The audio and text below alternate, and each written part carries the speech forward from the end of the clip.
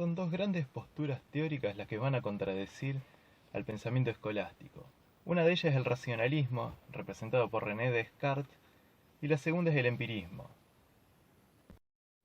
El racionalismo va a postular como fuente de conocimiento al propio hombre y en este caso no a Dios. Es decir, que es el hombre quien construye saberes acerca del mundo que lo rodea y de sí mismo. Pero también Descartes nos va a dejar una definición acerca de qué es lo psicológico, de qué es el alma. Al igual que Platón, Descartes lo que va a tener es una postura dualista, es decir, va a separar el cuerpo y el alma. Y lo que va a decir es que el saber que se puede generar acerca del mundo físico se puede abordar de manera científica, mientras que el saber acerca de el alma no se puede realizar, digamos, de manera científica, con lo cual el método por el cual uno puede abordar el alma es la introspección, es decir, el autoanálisis. Descartes, con su postura cartesiana, va a decir lo siguiente, que para que un objeto pueda ser abordado científicamente, el mismo tiene que poder ser medido en un tiempo y en un espacio, mientras que la psicología, al no poder ser medida en un espacio, cae por fuera del razonamiento científico, con lo cual van a pasar muchos años hasta la llegada de Wundt para que éste pueda definir a la psicología como disciplina científica. En contraposición a las posturas racionalistas van a surgir las posturas empíricas.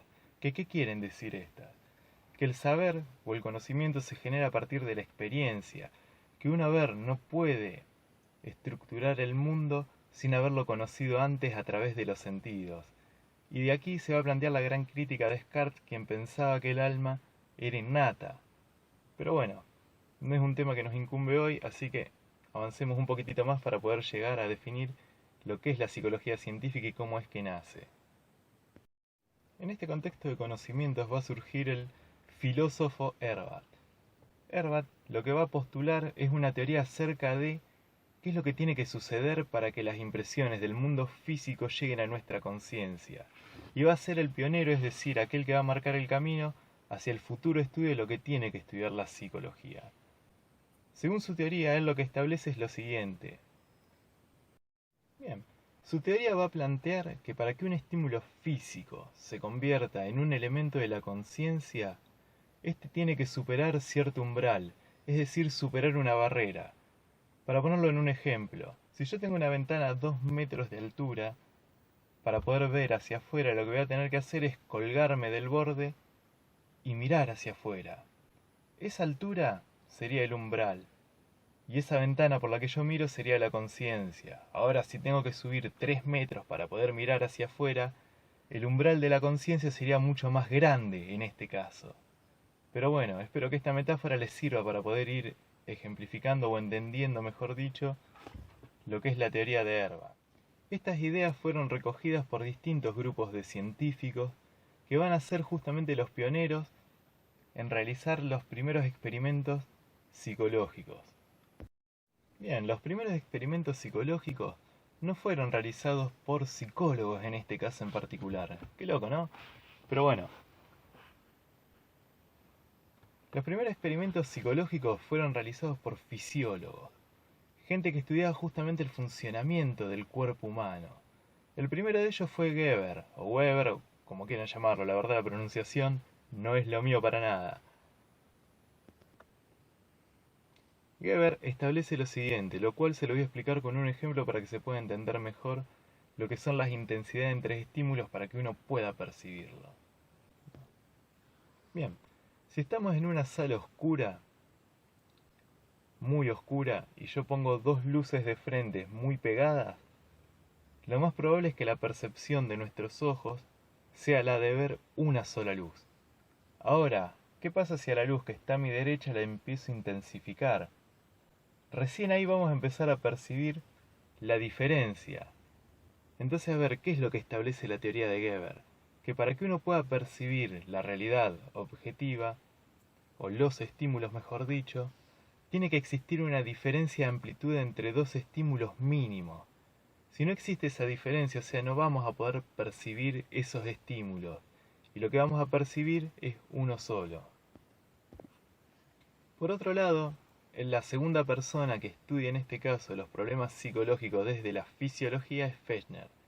Y aquí va a surgir la famosa ley de Weber y Fechner, que si bien no se conocieron, los amigos psicólogos, digamos, lo juntaron y armaron una ley de ambos. Fechner lo que va a hacer es poner de manera científica las ideas de Herbat, que las hablamos anteriormente. Lo que va a agregar es lo siguiente, es que un estímulo físico no es proporcional a la sensación que uno recibe en este caso en particular. ¿No? A ver, lo que quiere decir es que no porque el estímulo sea cada vez más intenso va a ser más intensa la sensación. Es simplemente eso lo que establece Fechner. Lo que va a hacer es establecer un coeficiente matemático que va a hablar sobre esta relación mundo físico, mundo psicológico.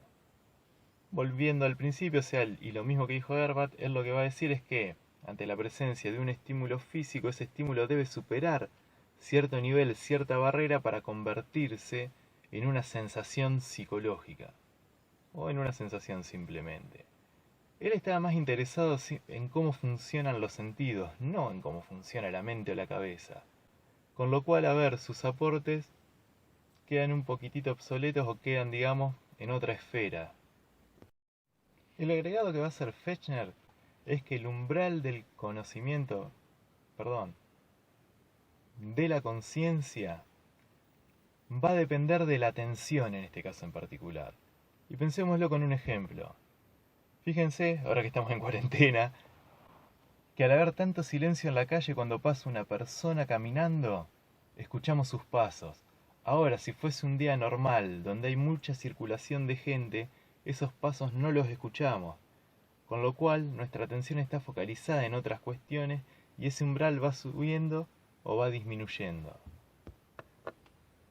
Todo este cuerpo de conocimientos fue tomado por Wundt para poder independizar la psicología de la filosofía y de la fisiología.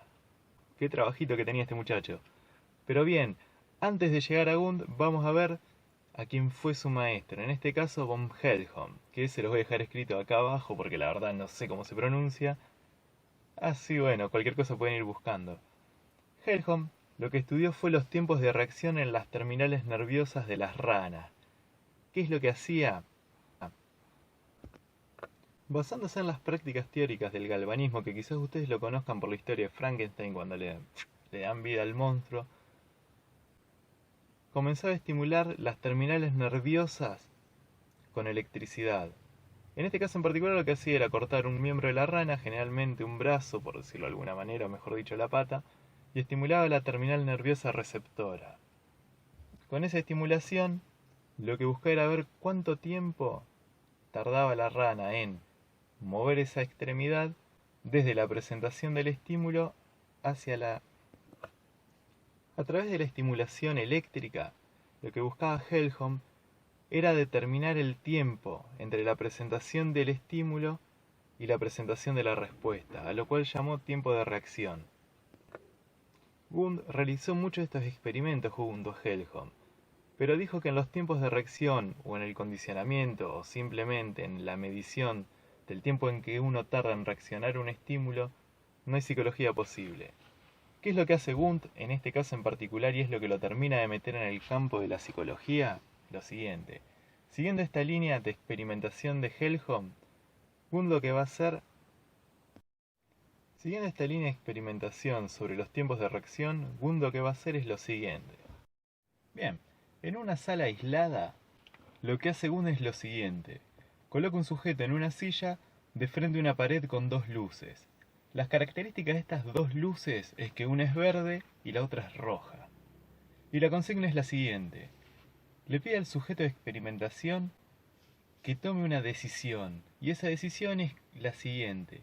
Que decida qué mano va a levantar cuando se encienda la luz verde y qué mano va a levantar cuando se encienda la luz roja. Supónganse que con la verde elige la mano derecha y con la roja elige la mano izquierda. Hasta aquí un experimento muy sencillo, o sea que no dice mucho. Pero ¿cuál es la conclusión a la que llega Wundt? Para él, la persona en este caso en particular no es que solamente responde un estímulo, sino que también tiene que tomar una decisión y hay un procesamiento mental de la información. Entonces, a ver, cuando decide, por ejemplo, que con la luz verde, va a levantar la mano derecha, la persona tiene que estar condicionada internamente a que cuando se enciende esa luz va a levantar la mano derecha. Y lo que va a decir es que esto no está determinado naturalmente. Con lo cual aquí es donde empieza a abrir, o por lo menos se empieza a generar su curiosidad por la psicología.